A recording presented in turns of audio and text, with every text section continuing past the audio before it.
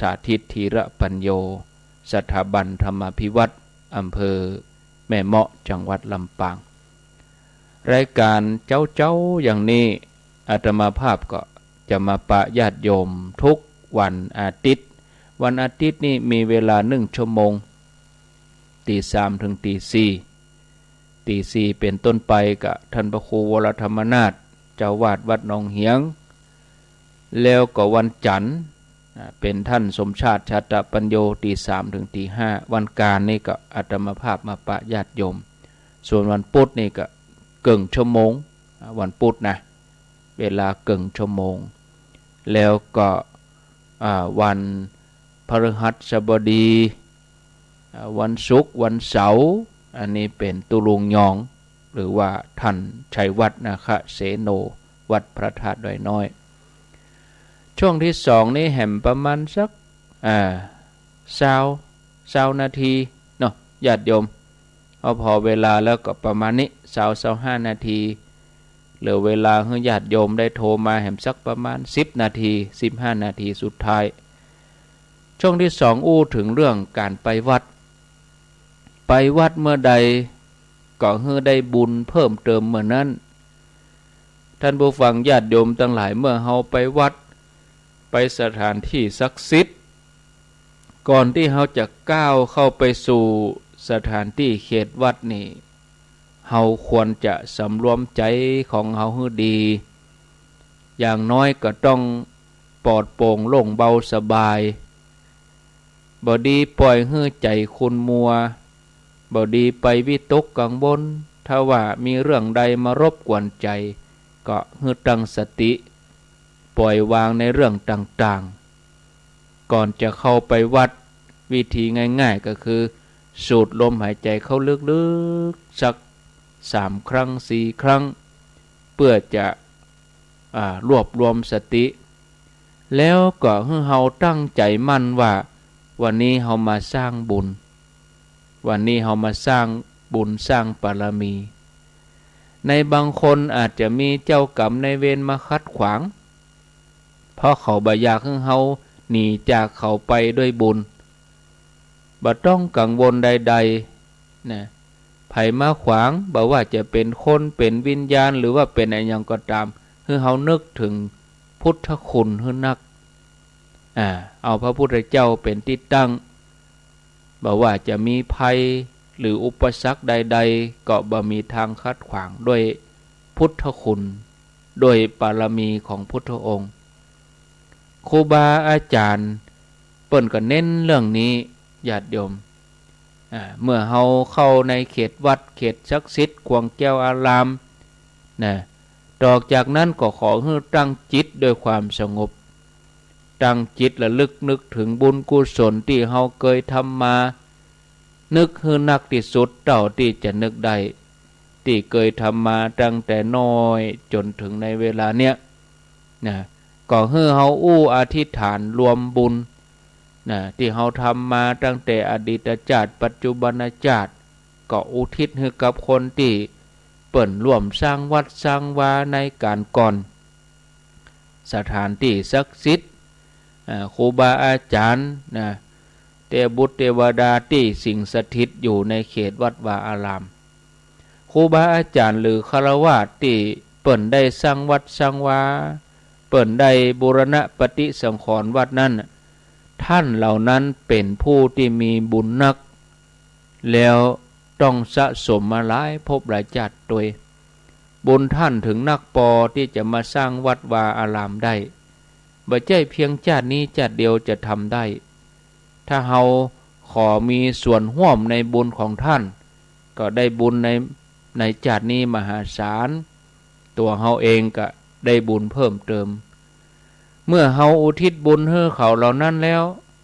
ก็ขออนุโมทนาขอมีส่วนในบุญของท่านที่ได้ทำการสร้างวัดสร้างวาได้ปฏิบัติมีส่วนร่วมในการทำเท่ากับว่าเฮาได้บุญเพิ่มยิ่งเฮามีส่วนร่วมในการสร้างการแปลงแม้แต่บาทสลึงเป็นเงินบริสุทธิ์ของเฮาบุญที่เฮาทำนั้นก็เพิ่มขึ้นทุกครั้ง เมื่อมีผู้ใดมาหันเมื่อมีไผมาใจประโยชน์สถานที่วัดนั้นศาลาวิหารตลอดจนถึงแผ่นดินผืนนั้นชั่วชีวิตตลอดกาลทุกวัดนั้นเนี่ยญาติโยมเปิ้นจะมีเทวบุตรเทวดามีดวงจิตวิญญาณที่เป็นดวงจิตวิญญาณชั้นสูงรวมไปจนถึงดวงจิตวิญญาณชั้นต่ำมาอาศัยดูแลเมื่อไปถึงวัดเราก็จะต้องระมัดระวังสำรวมกายวาจาใจจะไปทำอะไรอย่างผิดศีลผิดธรรมคนที่ไปกินเหล้าเมายาเล่นการพนันในเขตวัดเขตวาเนี่ยกรรมจะนักกว่าเก่าหลายเท่าแล้วก็ส่งผลเวยเนี่ยเพราะมีตัวช่วยให้ทำกรรมบดีนั่นเวยแต่คนที่ทำดีสร้างกรรมดีเอาวัดเป็นเขตเป็นที่สร้างบุญสถานที่ศักดิ์สิทธิ์ถ้าเราสร้างบุญในสถานที่ศักดิ์สิทธิ์ก็ได้อานิสงส์ขึ้นมาหลายเท่านะนักกว่าที่เราจะไปสร้างในพื้นที่อื่นนะเราทำมาหากินในที่ใดก็ตามก็จะมีสิ่งศักดิ์สิทธิ์ช่วยดลบันดาลให้คนมาอุดหนุนส่งเสริมจะค้าขายก็เจริญรุ่งเรืองนะทุกสิ่งศักดิ์สิทธิ์บอกว่าจะเป็นพระพุทธรูปศักดิ์สิทธิ์ประจำวัดนั่นกาพระธาตุเจดีย์โบราณสถานหรืออันยังก็ตามนะอยู่ในสภาพใดก็ล้วนแต่มีเทวดารักษาดูแลนะเพราะโดยเป็นหน้าที่ของท่านเทบุตรเทวดาเหล่านั้นรวมไปจนถึงการเจือเจิญนะเฉพาะการสร้างบุญก็จะมีการเจิญเทวดาสักเคกาเมจรูเปคิลิสิคลเตยะฉะนั้นเมื่อเฮาไปบูชาสิ่งศักดิ์สิทธิ์ในวัดในวาเฮาก็ควรจะบูชาเทวดาอุทิศบุญให้กับท่านตัวท่านจะฮักเฮาเหมือนลูกนะฮักเฮาเหมือนลูกเลยเทวดานี่เปิ้นจะเมตตาศรัทธาญาติโยมแล้วก็อยากจะกล่าวจะแถมเรื่องหนึ่งสำหรับคนที่ไปปฏิบัติธรรมบอกว่าจะอยู่ในสถานะใดก็ให้ระมัดระวังเพราะว่าเฮากำลังสร้างบุญบ่ได้สร้างบาปมีตัวอย่างมาแล้วมากมายที่ใจบ่เป็นบุญเป็นกุศลใจที่เป็นกุศลบางทีก็ตกลงไปน้อยกรรมติดตัวมาเหียก็ยกตัวอย่างมาสักเรื่องหนึ่งเนาะญาติโยมมีเรื่องอยู่ว่ามีโยมคนหนึ่งเข้าวัดปฏิบัติแล้วก็มีหน้าที่ดูแลโรงทานเกี่ยวกับโรงทานศรัทธาญาติโยมก็โมโหนักที่มีคนมาใจบริการโรงทานยิ่งโมโหนักขึ้นเพราะหันว่ามีคนหนึ่งเนี่ยมาเวียนเอาหลายรอบเนี่ยแกก็โมโหระงับใจบ่ได้ก็ด่าด้วยคำหยาบเนี่ยเป็นการสร้างกรรมด้วยตัวเองท่านผู้ฟังญาติโยมครัวหมู่นั้นก็เป็นของเปิ้นเอามาหอมเป็นของเปิ้นบริจาคอาหารทั้งหลายนะก็บ่ใช่ของตัวเก่านะจะไปห่วงเห็นอันอย่างเอาไว้เนี่ยอย่างโยมคนนี้ปิกบ้านก็มาเกิดสิ่งที่บ่เคยเกิดขึ้นมาก่อนก็มาเกิดขึ้นกับเธอที่ทำอาหารมากินอย่างยากลำบากเนี่ยอันยังก็ติดขัดมีอันยังมาคัดขวางเนี่ยญาติโยมเป็นเพราะเหตุจงใจเป็นเพราะเหตุว่าตั้งใจไปคัดขวางบุญของคนอื่นเพราะเจ้าของทานเปิ้นเอาโมทนาไปแล้วเขาปรารถนาเฮ้อไผก็ได้มากินจะกี่รอบจะกินยังได้เอาอิ่มเอาจนอิ่มห่อไปก็บ่เป็นหยังนะตามกำลังรวมไปจนถึงเขาบ่มีสัมมาคารวะนะไปวัดก็ไปแบบไปจับผิดคนอื่นไปคัดบุญคนอื่น ไปคัดโดยกายว่าจะใจแล้วก็บ่มีความเลื่อมใสศรัทธาไปเพราะโดนบังคับไปเพราะว่าสังคมกำหนดบ่เชื่อเรื่องบุญเรื่องกุศลไปแบบฝืนใจเนี่ยญาติโยมไปแบบว่าเขาขอร้องให้ไปด้วยกะไปเพราะเกรงใจกะเนี่ยอันนี้สุดท้ายเมื่อไปวัดก็ตั้งใจไปหาครูบาอาจารย์ถ้าท่านปฏิบัติธรรมหรือเปิ่นพักผ่อนในกรณีที่ท่านปฏิบัติอยู่ก็บอกควรจีไปรบกวนนะมันจะเป็นบาปเป็นกรรมไปขัดขวางการปฏิบัติส่วนในเรื่องของการพักนอกจากท่านได้อนุญาตล่วงหน้าไว้แล้วก็ว่ากันแถมกรรมนะเวลาเราไปวัดเราก็ควรจะพิจารณาทุกเรื่องให้มันเหมาะสมนะเพราะความบ่ฮู้เราถึงประมาท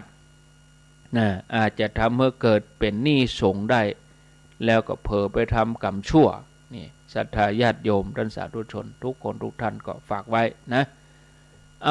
พอเวลาแล้วก็พอดีเนาะไปเดือนนี้4 โมงครึ่งนะ4 โมงครึ่งตี4 ครึ่งไผบ่ลูกเตื้อกะเกียมตัวลุกมาได้แล้วเนอลุกมาได้แล้วหลับลุกเจ้ากินผักดังปายหลับลุกขวายกินผักดังเก้าลุกเจ้าได้หลายลุกขวายได้น้อยหลับลุกเจ้าเป็นเจ้าดังหลายหลับลุกขวายปาเฮือลูกหลานเป็นหนี้เป็นข้าเนอตื่นมาเหียเนอลุกมาเหียเนอลุกเนอลุกเนอลุกตื่น4 โมงครึ่งแล้วบางท่านบางคนก็ว่าลุกแล้วเหรอท่านอาจารย์ท่านพระครูลุกมาแล้วลุกแล้วแต่ว่านอนอยู่นอนฟังอยู่เนาะเอามาตักญาติโยมตังเฟซบุ๊กนี่กันนะหลายคนหลายท่านเข้ามาอนุโมทนาเนอะแม่เอ่ยสุติวงศ์แม่ครูลาวันกุยคำแม่ครูเกษณีชัยเทพสุภาพรอุปนันทะพัฒนานพิจิตรเปสารโรงเจสีพลอยเรือนทองจันชมพูปู่บุญคำนาคราชแม่เดินเพ็ญทิมวังแม่ธาริณีนินกำแหงฟังอยู่อนุโมทนาอยู่ประแดดเชียงใหม่แถวประแดดนี่ล่องไหลไปที่ 100.25 น่านฟ้าเรดิโอเนอะทุกวันทุกเจ้ากรณีสถานีใดสถานีหนึ่งดับเขาก็ไล่ซ้อหาแม่หมอมัทนาอัมพันธ์สุพินพลหารสันกำแปงแม่ชีวิไลคิดดีผู้ดีทำดีพระคุณเจ้าอยู่เจียงดาวบนมานีมาลีมีนะแม่สลินทิพย์บุญเลิศอยู่กรุงเทพมหานครสำราญกันตีมูลอนุโมทนาแม่บุญยวงอาวรวิไลเชียงบุญแม่จงดีเชื่อกันทาสายฝนกันทยวงยุพินวิสิทธิไพศาลเป็นศรีปทุมทาสายสมรแก้ววรรณาทำหน้าที่ดีที่สุดเกษรินอินด้วงแล้วก็แม่ชนพิษอนุโมทนาโดยหลายคนหลายท่าน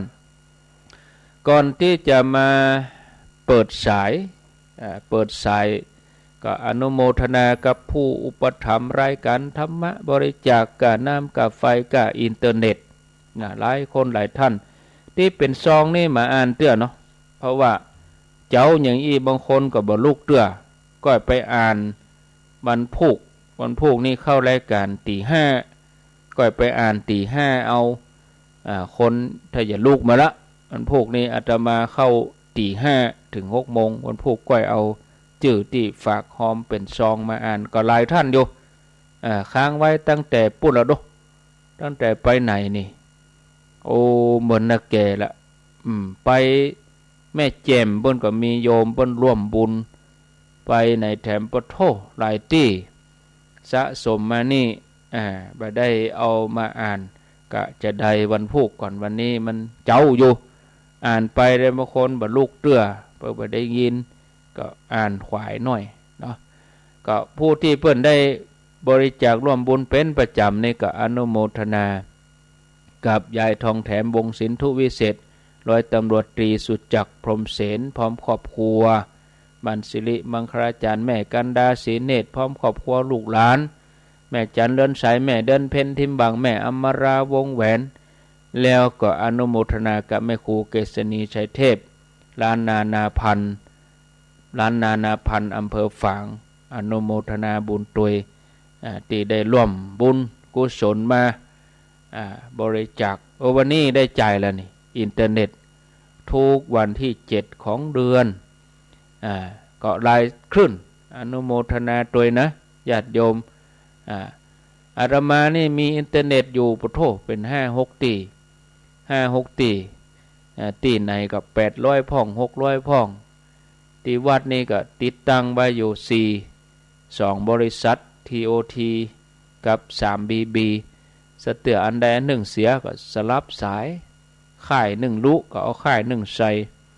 ห้วยตองซักพ่องแดนดินถิ่นล้านนาพ่องญาติโยมอยู่เมืองฝางก็หอมเด้อร่วมบุญที่หลวงพ่อ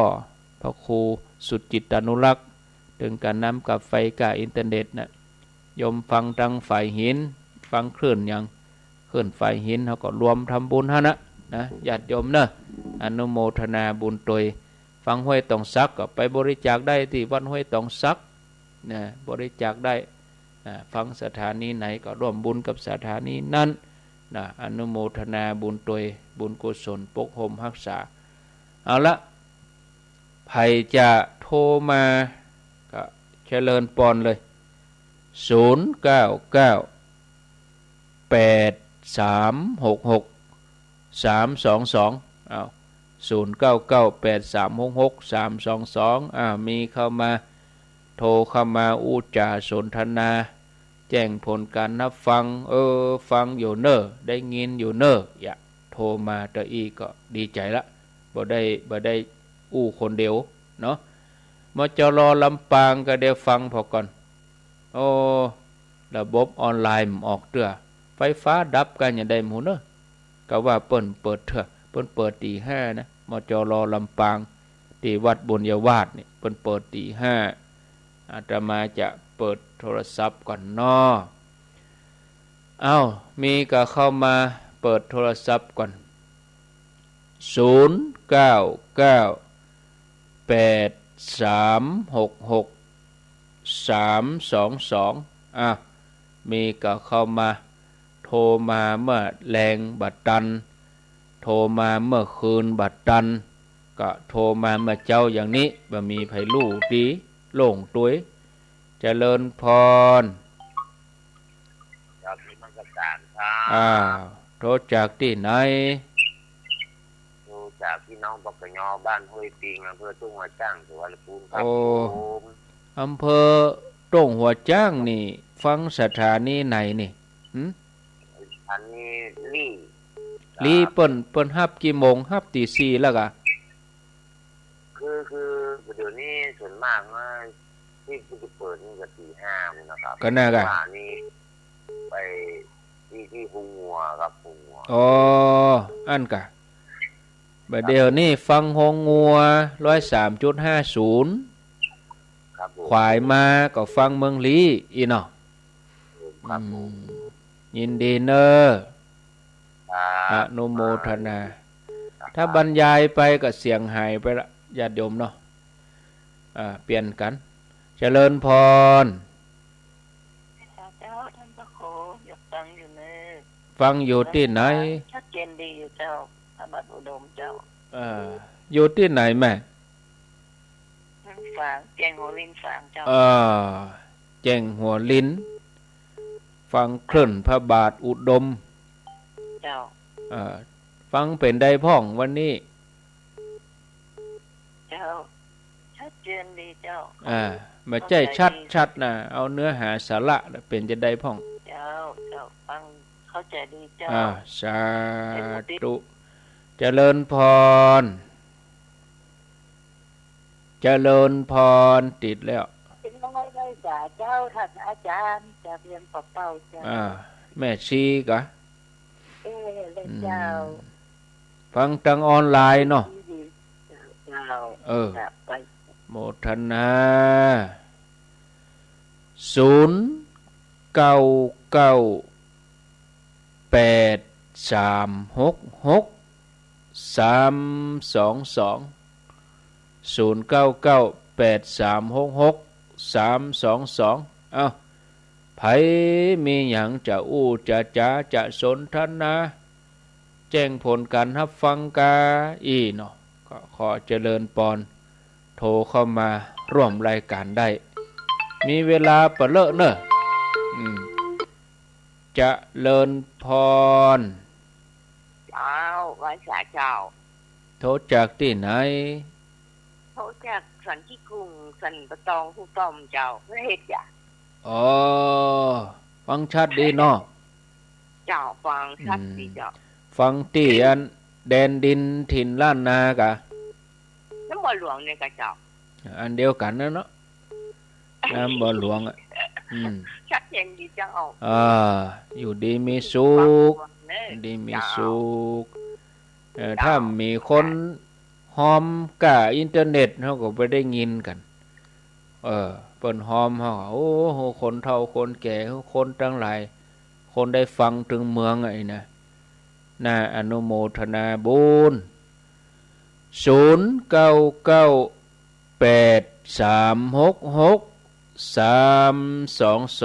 อ้าวจะเลินพรติดแล้วนมัสการเจ้าค่ะ แม่เลนูกะ เจ้าค่ะ โอ้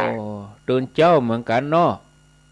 เจ้าค่ะ ฟังสถานีไหนแม่เลนูก้อนแก้ว ฟัง104 104 ไฟหินนะ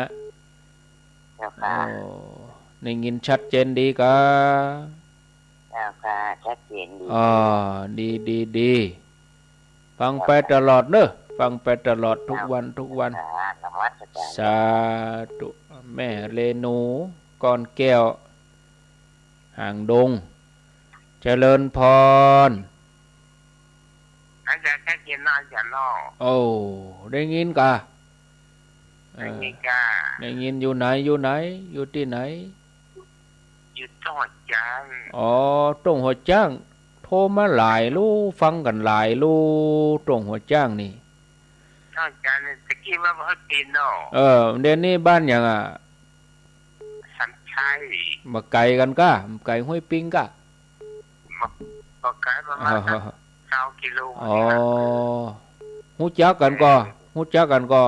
ที่โทรตะเกียงหูจักก็ ที่เขาจัดมันใกล้กับไร ม่วนเนาะโอ้ได้ฟังนี่ม่วนเด้อมันกำลังใจขอบคุณตะบลึปากกันย่อมากันนะ กันย่อเป็นพร่งหรือว่าเป็นสกอพร่งหรือสกอพร่งก็ว่าสกอกันเรียนกะเลียงสกอกะกันเรียนน้อยนะกะเลียงตะบลึอย่าเนาะขอบคุณนี่ตะบลึกะตะบลึน่ะเนาะพัตติพีเพอเนาะแปลว่าหยังพัตติพีเพออย่างว่าอาจารย์นิคมเปิ้นอู้ไว้เขาก็จำได้บัดนัก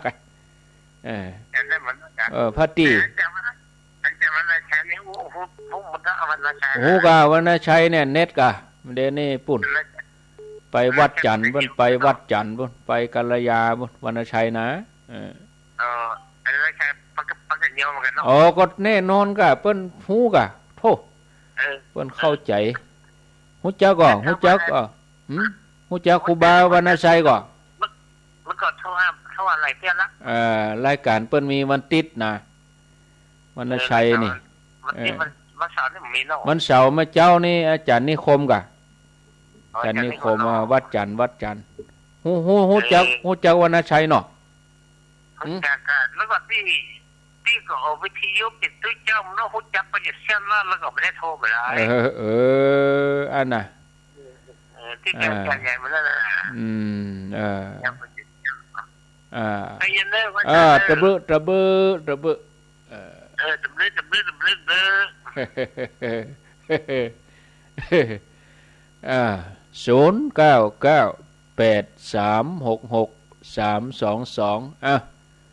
เปิ้นเมินไหนเปิ้นโทรก็เปิ้นอู้เมินหน่อยอินดูเนาะมันเมินไหนเปิ้นโทรติดตุ้งหัวจ้างนี่ไกลเหมือนกันนะไกลเหมือนกันไปตั้งลี่บ้านโฮงแล้วก็ไปอำเภอตุ้งหัวจ้างเป็นอำเภอหนึ่งของจังหวัดละปุ้นเจริญพรฟังอยู่ที่ไหนสีโพธารามสารปีย่างนึงเนาะอันเสียงบ่ค่อยชัดอะไรอ่ะไก่ไหมกะบ่ไงแล้วเจ้าโมทนาบุญโตยเจ้าสาธุสารปีเจริญพรติดแล้วเนอะติดแล้วโทรจากที่ไหนโทรจากสัมปะตองเจ้าได้ยินชัดเดียวเจ้าสายบุญใหม่เจ้าสายบุญใหม่อยู่บ้านหยังนี่บ้านหยังบ้านกูคามเจ้าสัมปะตองกูคามเจ้ากูคำกูคำคันคลองบ่กันเนาะเจ้าได้ยินชัดเจนก่อนนี่ฟังที่อันน้ำบ่อหลวงนี่ก็เนี่ยชัดเจ๋วเนี่ยน้ำบ่อหลวงเจ้าฟังมาเมินแล้วกะเมินแล้วเจ้าลูกเจ้าล้อเนาะฟังไปเรื่อยๆเนอะสาธุอันนี้อยู่กูคำคนใหม่มีหลายลูกเจริญพรเจ้ากับพระเจ้าจัดพระครูแม่คำนวณแจ่ซ่อนอนุโมทนาสาธุเนอะเจ้าฟังพระเจ้าเองยังแค่โทรมาเจ้ายังแค่มันน้อยมันแรงนี่ชูมาไหวมันพูดเจ้าแม่แรงคนหลายหลายกับสถานีหลายตัวน่ะโมทนาอันที่ก็สถานีนักเจริญพรติดแล้วโทษจากไหนปลานแม่ศิวิไลสยูเจ้าดอยสะเก็ดเจ้าปาลานดอยสะเก็ดฟังชัดดีก่ออย่างเจ้าฟังชัดดีก่อสถานีไหนเจ้าอันนี้104เจ้า104ของวัดไฟหินฟังมาเมินแล้วกะแม่เมินแล้วเจ้าฟังติดตามเจ้าลูกเจ้าเหมือนกันเนาะเจ้าตื่นเจ้าลูกอยู่ดีมีสุขเนอะเจ้าสวัสดีเจ้าสาธุคนใหม่มาหรอกับรายการตุลุงด้วยนะหมู่ที่ขาประจำนี่เขาก็ควรจะปั่นคนใหม่พ่องจะเตื้อเปิ่นการจะโทรมาเนื้อแบบปรันร้ายเก่าเขาก็ปั่นกันกะโจนเขาก็ได้ละ2 วันในเหตุเตื้อ3 วันในเหตุเตื้อก็หรือว่าติดในเหตุครั้งก็ดีอันที่เขาจำเบอร์โทรเขาก็จะโทรติ๊กๆแล้วก็อินดูคนที่เปิ้นฟังใหม่บางทีอย่างเนี้ยลายใหม่นักนะวันเนี้ยเปิ้นตั้งใจจะโทรแล้วบัดตันขาประจำเขาก็ไล่หากันเนาะพบกันคนละครึ่งทาง0998366322 ตี 4 กับ 50 นาทีเหลือเวลาแถม10 นาทีมีเวลาแถมน้อยก็กำเดียวอาตมาภาพจะลารายการสักประมาณ 4:55 เตรียมเพื่อสถานีเปิ้นได้เปิดสปอตประชาสัมพันธ์ประจำสถานีพ่องอย่างพ่องนะแล้วก็ปิกมาหำกรรมก็ตี 5มาเข้ารายการเพื่อท่านสาธิตธีระปัญโยสถาบันธรรมาภิวัตรซึ่งท่านสาธิตเปิ้นก็จัดรายการอยู่ที่ลำปางบุญแม่เหมาะบุญญาติโยมเนอะ ไผจะโทรอู้จ่าเจริญปอนเข้ามาเจริญพรมัสการเจ้าแม่ฟังเน้อแม่อยู่ที่ไหนเปิดโทรจากไหนแม่นิวแม่แหลงอำเภอแม่อายฟังโดดโกงอำเภอแม่อายอายุต่อใดแม่81โอ้81ล่ะเจ้าโอ้กดตันน่ะแต่กะมันหมู่ประจำก็ประจำแต่เน้อเนาะมันดูลายใหม่ตัวมาบัดอันคนเฒ่าบางคนเปิ้นใครโทรแต่น่ะเนาะใช่อูแต่แม่นตันเขาฟังถึงว่าน่ะฟังเจ้าผู้แรงม่วนอกม่วนใจตันเช่นเกี่ยวกับตันเช่นตันเนี่ยบัดตันก็เลยอ่อนใจไปเหียกะเจ้าอ่อนใจพยายามเอาตึงติดเนอะพยายามไงพยายามแม่นแล้วแน่นอนตั้งใจเอานี่แม่อายบ่ดอกอายุ85เนี่ยถ้าเฮาเปิดโอกาสอีเปิ้นก็บ่ได้อู้ได้จาถ้าเปิ้นได้อู้แล้วเปิ้นม่วนน่ะเปิ้นมีความสุขเจ้านี่มันม่วนอกม่วนใจสุขอกสุขใจก็เป็นการสืบอายุคนเฒ่าไปในตัวนั่นนะเฮาฟังรายการธรรมะมาเจ้าอย่างเงี้ยมาเจ้าอีมันโล่งเบาสบายเนาะเฮาบ่ต้องไปเกิดอย่างการงานเฮาย่อมได้ทำเตื้อเจริญพรนมัสการเจ้าท่านอาจารย์โทรจากที่ไหนเจ้าไสสันทรายเตาไห้หนองเตาคำเจ้าป่าไผ่สันทรายหนองเตาคำเจ้าหนองเตาคำล่ำได้ยินโทรรู้นี่เนาะโทรบัดตันเปิ่นจักเตือนอันนี้นอนบ่หลับเลยพอดีนอนเล่นกับลูกพระเจ้าจังหวะดีแล้วเหรอเจ้าได้อากาศดีแล้วเจ้าบ่ค่อยหนาวนะอากาศเจ้ามันอุ่นมาแล้วเหรอเจ้าอุ่นแล้วพอเย็นแล้วเนาะตื่นแล้วเจ้าจกดีเน้อเจ้าสาธุอันนี้อันนี้เปิ้นก็โทรมาใหม่ลุกตั้งเมื่อ 2 โมงไป 3 โมงแล้วได้จังหวะก็เลยโทรมาเด้อนะเจริญพร